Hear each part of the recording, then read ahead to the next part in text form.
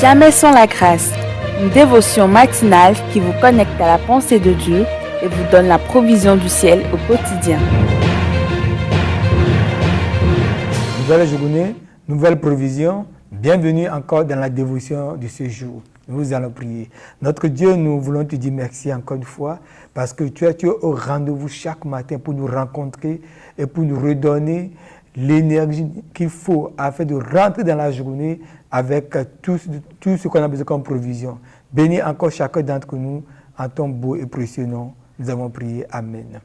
Alors nous continuons encore ce matin et dans le verset que nous avons lu hier, Colossiens 4, verset 7. Je vais encore relire. Tychik, le bien-aimé frère et le fidèle ministre, mon compagnon de service dans le Seigneur, vous communiquera tout ce qui me concerne. Alors hier, nous avions parlé de ce nom Tychik. Nous avons vu l'explication, la signification de ce nom qui veut dire fortuite. Ce qui arrive par hasard ou ce qui est imprévu.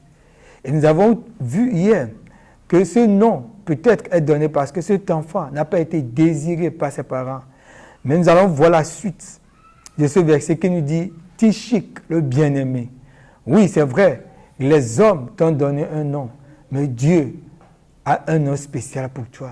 Dieu va appeler ce jeune homme le bien-aimé. Le bien-aimé.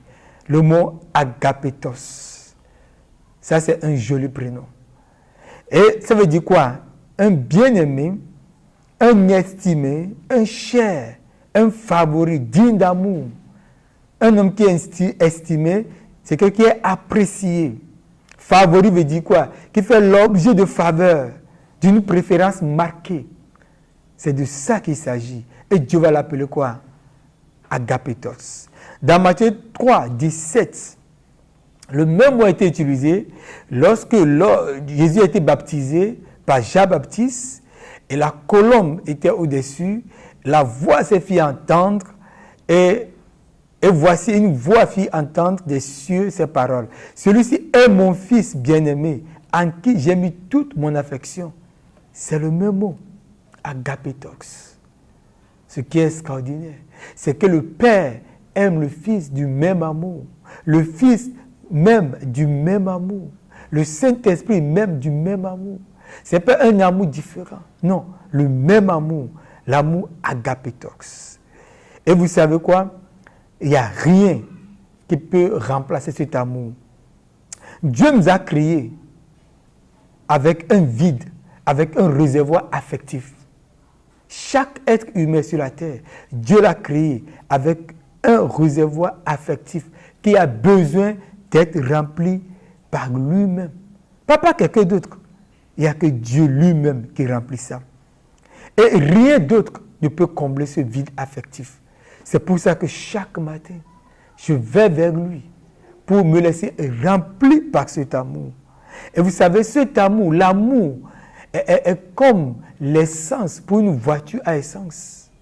Si vous prenez une voiture à essence, tu peux beau mettre une nouvelle batterie, tu peux beau mettre un moteur tout neuf, des pneus tout neufs, mais s'il n'y a pas de l'essence, tu feras du surplace.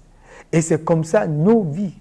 Si on ne reçoit pas l'amour, si on ne se laisse pas aimer, et que l'amour ne prenne pas sa place dans notre vie, alors on fait du surplace. Et l'apôtre Jean a compris ce principe. Et qu'est-ce qu'il faisait? La Bible nous dit qu'il posait sa tête sur la poitrine de Jésus, afin de juste d'écouter le battement de son cœur, afin de recevoir l'amour de Jésus pour lui jour après jour. Et c'est cet endroit qu'il a choisi, juste recevoir son amour. Et qu'est-ce que nous voyons dans la vie de cet homme? Dieu a fait de lui l'apôtre de l'amour. C'est lui qui a parlé plus de l'amour. Parce que quoi? Il a reçu l'amour. Nous savons que nous sommes dans un monde où on cherche, on quémande l'amour, on fait tout pour mériter l'amour. Parce que c'est quand tu fais bien que tu apprécies. C'est quand tu fais bien qu'on te met en faveur. Mais Dieu, lui, il nous aime de cet amour qu'on appelle agapé. Et il nous aime sans compter ce que nous faisons ou ne faisons pas. Et il va nous appeler comment? Agapetos.